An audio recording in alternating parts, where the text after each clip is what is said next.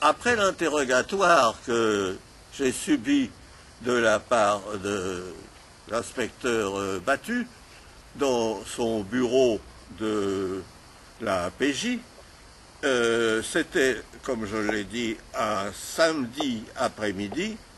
Vers 4 heures de l'après-midi, tout était fini. Ils avaient ce qu'ils voulaient. Du reste, ils avaient tout le reste indiqué par Cosmao et Roibon. Et vers 4 heures de l'après-midi, tout le monde est parti. C'était le congé du week-end et ils sont partis. Et en me laissant dans le bureau, sous la garde d'un sergent de ville qui s'était assis sur une chaise en travers de la porte pour que la porte reste ouverte, mais que je ne puisse pas franchir la porte puisque le sergent de ville était assis en travers de la porte. Bon, il a commencé par me dire, le sergent de ville, tu sais mon petit gars, n'essaye pas de me demander quoi que ce soit, je suis en service, il m'est impossible de te rendre le moindre service, je ne peux rien faire pour toi, c'est ma vie et la vie de ma famille qui en dépend, j'espère que tu le comprends. Je l'ai rassuré et on a été, disons, on a été copains, on a bavardé un peu. Bon, alors ça c'est le bureau. Mais le soir est arrivé, le samedi soir est arrivé, et le sergent de ville n'avait aucun ordre pour faire de moi quoi que ce soit.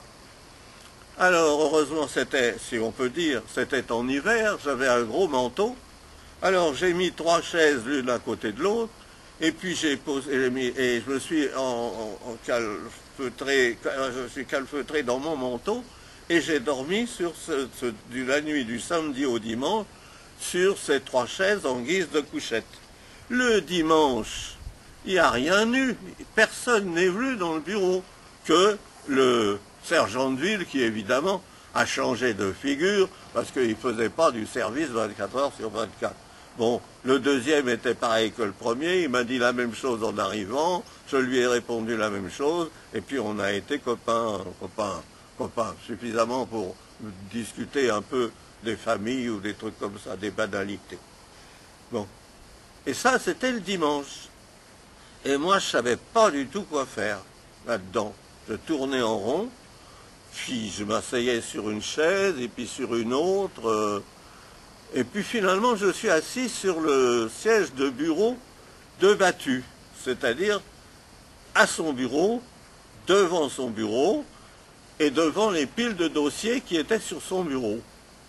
Et il y avait aussi une pile de papier blanc. Alors j'ai pris les feuilles de papier blanc, et j'ai commencé à écrire une lettre à mes parents, et une lettre à ma petite amie. L'officier, le sergent de ville m'a dit, tu sais mon gars, je vois que tu écris, ne compte pas sur moi pour emmener ou poster ta lettre ou pour la remettre à quelqu'un. J'en ai pas le droit, c'est impossible, c'est trop dangereux, aussi bien pour toi que pour moi.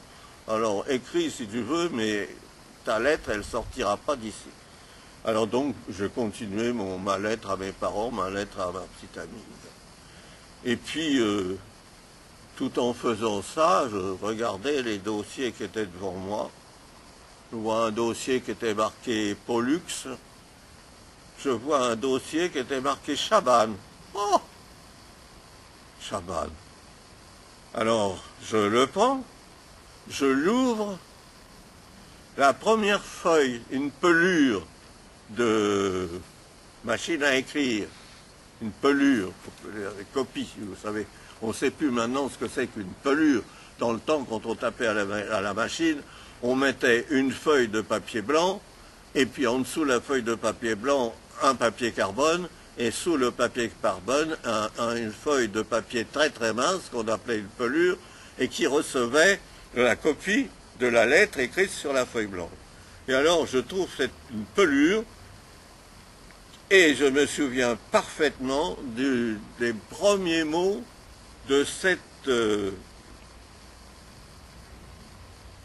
document. Nous, inspecteur Marius Battu, c'est comme ça que j'apprends le nom du gars qui m'a arrêté, et Joseph Savary, avons pris en filature sur les indications des indicateurs Hervé Cosmao et Jacques Roibon, le nommé Paul Thueux, à la sortie de son école, place Championnet. Nous l'avons suivi jusqu'à la gare du Nord, etc., etc. C'est toute la description des pérégrinations des deux flics derrière mes fesses depuis le jeudi donc 13, 12, 11, le jeudi 11 décembre.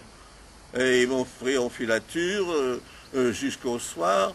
Ils m'ont vu parler à Chabannes à la porte de sa maison, rue Saint-Jean. Ils m'ont vu redescendre et rentrer dans ma maison. Là, ils se sont dit, bon, il dort, il va dormir. Il faut qu'on aille voir ce qui se passe. Ça sera certainement du côté de la gare de Pontoise, puisqu'ils prennent tout le temps le train à Pontoise. Et ils sont partis. Ils ont dû casser la croûte dans un bistrot du côté de la gare de Pontoise. Et ils ont dû dormir sur un banc de la place de la gare. Voilà. Et le lendemain, ils me reprenaient en filature, évidemment, et cela jusqu'au vendredi soir.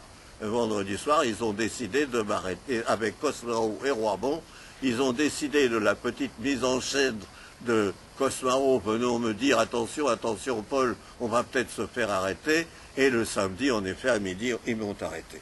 Et j'ai appris ça. C'est quelque chose de fantastique et je pense que personne ne voudra le croire. Que, arrêté à midi, j'étais le lendemain, dimanche, arrêté le samedi à midi, j'étais le lendemain, dimanche, à 4 heures de l'après-midi, au courant de la trahison de Cosmaro et Roibon, des noms des inspecteurs qui m'avaient arrêté et des filatures que j'avais subies. Qui voudra croire mon histoire? Comment un inspecteur de police qui me laisse dans son bureau passer 2 jours peut-il laisser à portée de ma main tout le dossier de mon affaire? Mystère, mystère, mystère.